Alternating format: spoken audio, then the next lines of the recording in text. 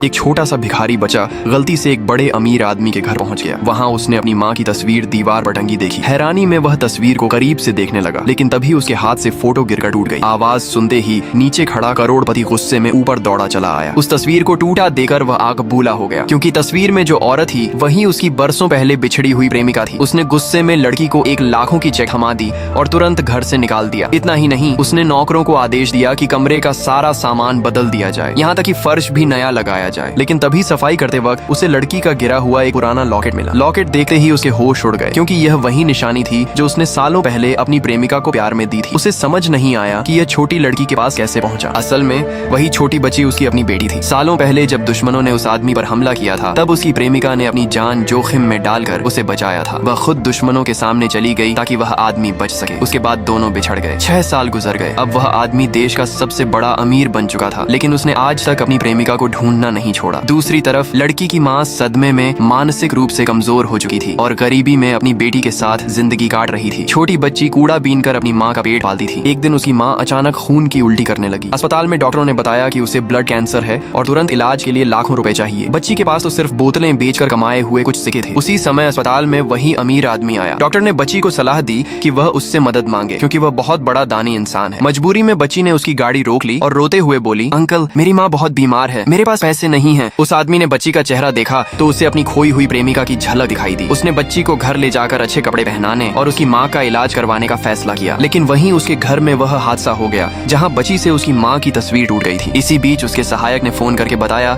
कि उसकी खोई हुई प्रेमिका मिल गई है और उसके साथ उसकी एक बेटी भी है। ये सुनते ही आदमी के पैरों तले जमीन खिसक गई। उसे समझ आ गया कि जिसे उसने घर से निकाला वही उसकी अपनी बेटी थी। वह तुरंत अस्पताल की तरफ भागा, लेकिन अस्पताल में बच्ची के लालची मामा मामी उसकी चेक छीनने की कोशिश कर रहे थे। छीना झपटी में चेक हट गई। गुस्से में मामा बच्ची को मारने दौड़ा और उसे बेच देने की बात करने लगा। डरी हुई बच्ची अपनी माँ से लिपटकर रोने लगी। अपनी बेटी को बचाने के लिए माँ ने मामा का हाथ काट लिया। इससे वह और भड़क गया और कुर्सी उठाकर औरत पर हमला करने दौड़ा। तभी अचानक पीछे से एक जोरदार आवाज आई, रुको।